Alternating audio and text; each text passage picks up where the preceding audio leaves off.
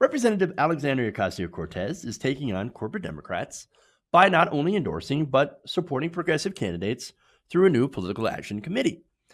So now the New York Times on Friday has reported that AOC has made actually 7 endorsements of an all-female slate of progressive candidates from her PAC named Courage to Change. So now that's interesting. Now, she says that one of the primary goals, and this was an interview with the New York Times, is to reward political courage in Congress and also to help elect a progressive majority in the House of Representatives. So, courage to change, right? So, by making this PAC for progressives, for people who support the progressive agenda, not only are you freeing Democrats from the D.C.C.C, which is your corporate Democrat fundraising arm, you're freeing them from that, but you're also supporting up and coming candidates in their primaries. So I think this is an excellent idea. And she, of course, elaborates on this. She says there's kind of a dual nature to this. One is opening the door to newcomers, and the other is to reward members of Congress that are exhibiting very large amounts of political courage. Now, again, as I said, the D.C.C.C, look, one of the things that they did is that they cut off people who are primarying other Democrats. They said, we're not going to give you any money or any sort of support. In fact, what we're going to do is that we're going to support your opponent. We're going to support the incumbent. And that's even if it's somebody like Joe Manchin or, Henry Cuellar, who, by the way, Cuellar, he votes like 70% with Donald Trump. The D.C.C. Democratic groups are still backing this guy in Texas. Now, one of the people that are running against Cuellar is Jessica Cisneros, and she's one of the women that had been previously endorsed by Alexandria Ocasio-Cortez. And so that's important. So this PAC is a foil to the D.C.C., and I love it. Now, in the committee's first slate of endorsements, you have 7 women, including Cristina Ramirez, who's a labor rights and voting rights activist, running against a candidate endorsed by Senate Democrats' campaign arm, M.J. Hagar, to take on Senator John Cornyn. 3 others, Teresa Fernandez in New Mexico, Samilas Lopez in New York, and Georgette Gomez in California, are running for open seats in Democratic districts. Kara Eastman, challenging Representative Don Bacon, Republican of Nebraska, for the second time. Marie Newman's running against Representative Daniel Lipinski, who is the anti-choice Democrat, by the way. And, of course, as I mentioned, Jessica Cisneros versus Henry Cuellar. Now, I urge you to look into these candidates and to support these candidates as best as you can. There's a lot of these local races that don't get a lot of attention. Half the time, I don't even hear of them.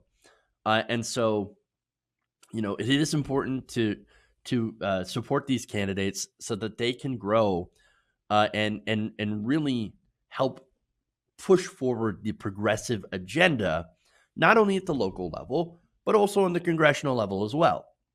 So now, Democratic strategists have weighed in on this, and their take's interesting. One said that AOC, by doing this, could, quote, shape the terrain for congressional candidates in powerful ways. I love it. They also added, we've never seen somebody break into the scene with this amount of potential and ability to drive the conversation and drive financial commitments from supporters. The challenge for her is determining where she wants to spend her capital.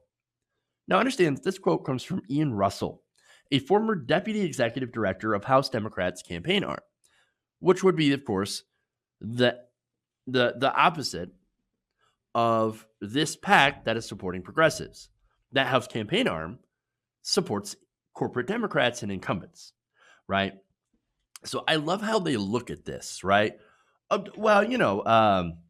You've got potential and you're driving the conversation and financial commitments, but how's that going to help her political capital, right? It really matters where she puts it, because what we see normally with candidates is that they use their capital, right, in order to help themselves and increase their own power. That's what the establishment normally does. And so that's that perspective, right? And endorsements and other, supporting other candidates financially and campaigning for other candidates is one of those things that a lot of corporate Democrats will consider politically risky. So they'd have to weigh the pros and cons. And they think, oh, but is this going to help me later? Can I ask for favors from that politician? It's super cynical. It's super gross, but it's the environment. Now, one thing is that, and I'll give you an example, right? So now Ro Khanna is a great progressive. He's quoted in this article. Ro Khanna did not originally endorse Alexandria Ocasio-Cortez.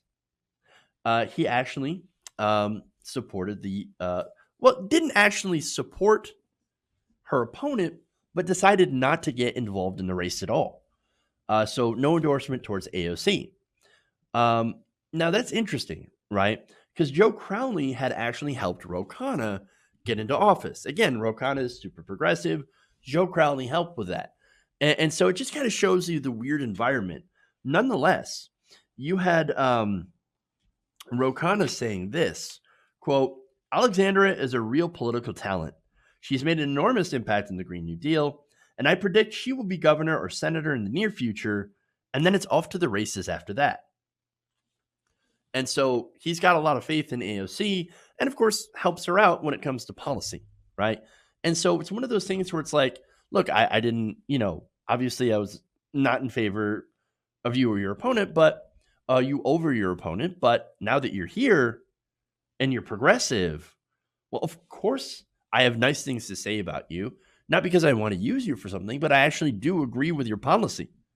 And so that's interesting, right? So now, the environment is pretty gross. AOC, of course, wants to just generally believe in change. She wants not just an advantage for herself, but for the movement. And ultimately, it's the policies that's what's most important to all of them. That's why she has pledged to elect working class champions, especially ones not beholden to corporate money. So now AOC gets into more detail when she creates the PAC, about why she created the PAC. Quote, when community leaders, activists, and working class candidates try to run for office, organizations like the D.C.C.C discourage them. These potential progressive leaders are asked, can you raise $300,000 from your friends or family? If not, don't bother trying. So it's important for us to create mechanisms of support because so much of what is happening in Washington is driven by fear of loss. We can really create an ecosystem that makes people more comfortable into making the leap to make politically courageous choices. So understand, these are all quotes from AOC. And she says, she explains, look, we just want to make it easier for people who are challenging the system to be able to run for office like it was supposed to be. You're not, it wasn't supposed to be the fact that you would be a millionaire, somebody who can raise hundreds of thousands of dollars. Because if you're not somebody who isn't already rich, well, then you have to go and beg donors, which makes you, of course, subservient in a way to the donors' whims. If you want to continue to get that money, and if you want to continue to, win your elections, you have to continue going back to that well. And with that comes certain expectations. And I know it's taboo to talk about it when it comes to Washington, but when people give you money, generally, it's not out of the goodness of their own heart. No, you want something. And even us, right?